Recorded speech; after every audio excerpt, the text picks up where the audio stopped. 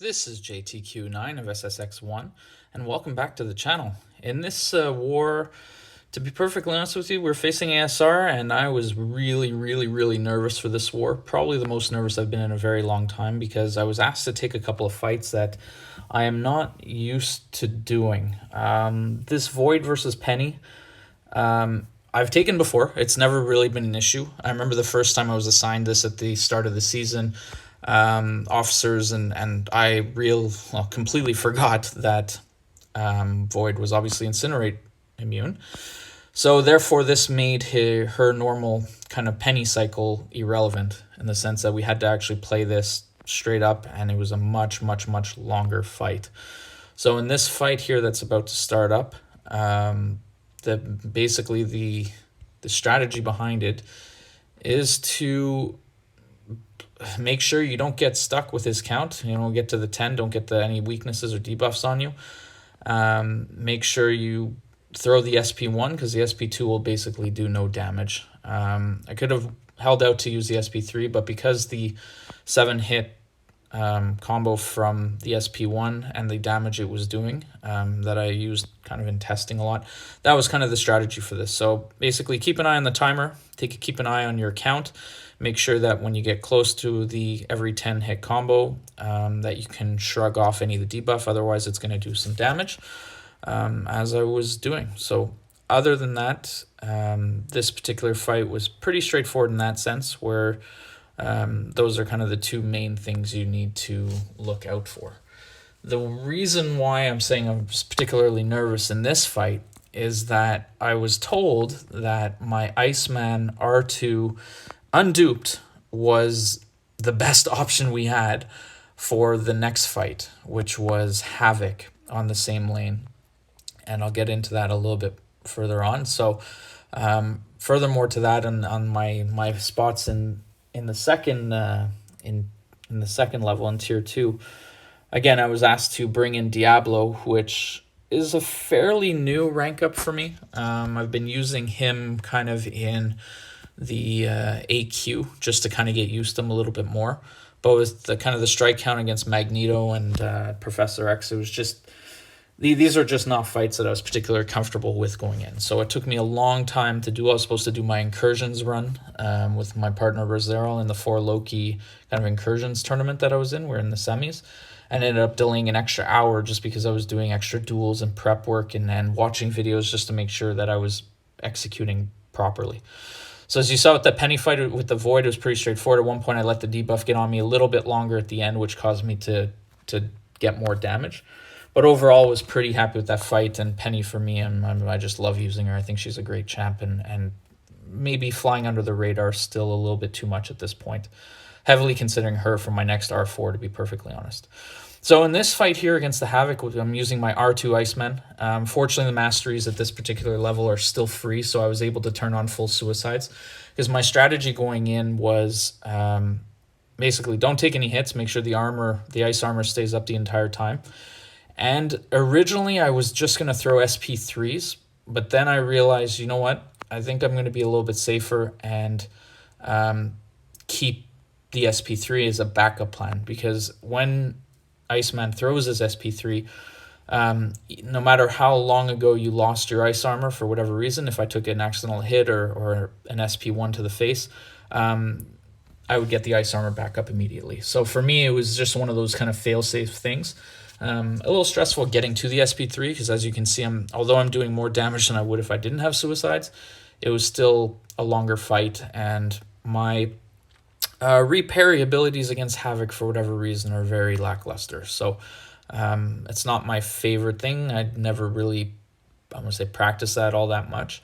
So I was just either trying to bait the heavies, getting close to be able to get the parry right away, or bait a heavy, or dex out of the S3. But when I could get the parry, if I had some cold snap charges on there, I was going to throw a heavy to do a little bit of extra damage. But I only kind of started doing that later on when I realized that that was an option. So overall, this fight here, I didn't feel like I was ever really out of control.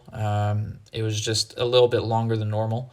I mean, in this case, 2-minute fight when my previous war was 15 seconds a fight or 20 seconds a fight with Nebula, as you can see in my last war video. But in this case here, this fight here with the Magneto, this was the one I was really nervous about. So I ended up using the null and the energy pre-fight just to make sure that any kind of, when I was able to get the aura up, that I wouldn't take any damage. In fact, I would regen from the energy attacks from Magneto. And the nullify was just in case an unstoppable came up or anything like that, I could nullify that. And with Mr. Dispersion, I turned on to 4.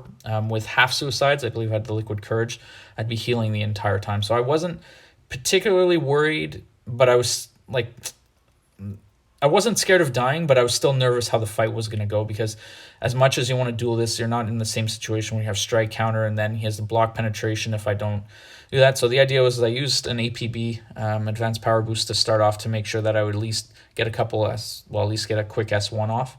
And then this point here, the strategy was to go back to the wall and use it as a strategy to get some heavies off. So what I did there was when he threw his first heavy, you strike into it, and that counts the timer. So the next time he throws the heavy, he won't go unstoppable, and that way you can land some heavies to get some power.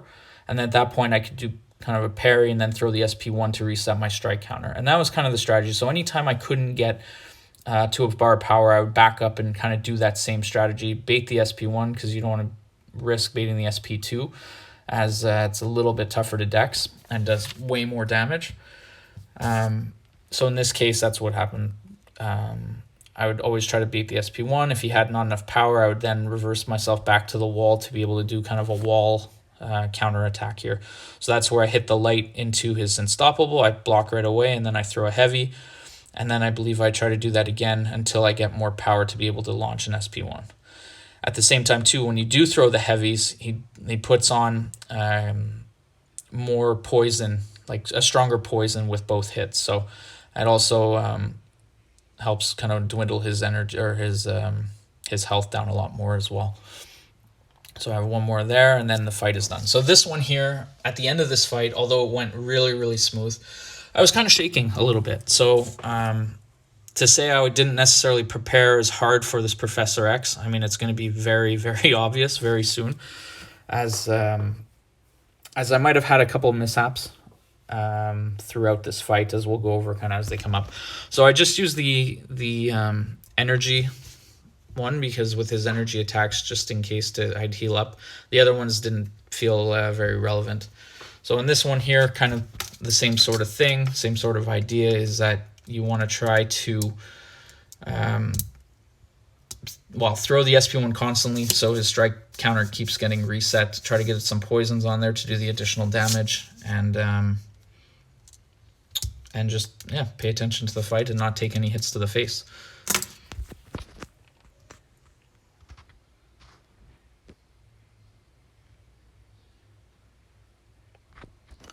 So with this one here, when you're watching this fight, you basically need to pay attention to his falter timer, and also to when, like there, for example, like that one there, I was a little bit late on the heavies.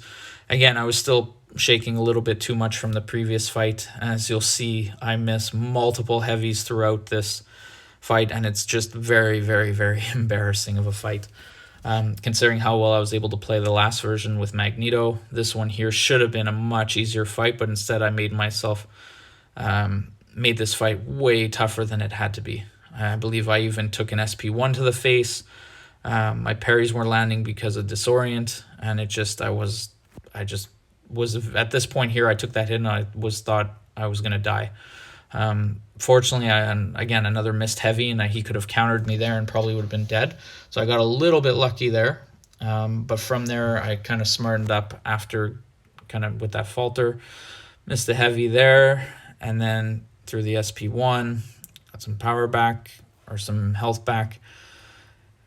And then kind of started to regain control of the fight.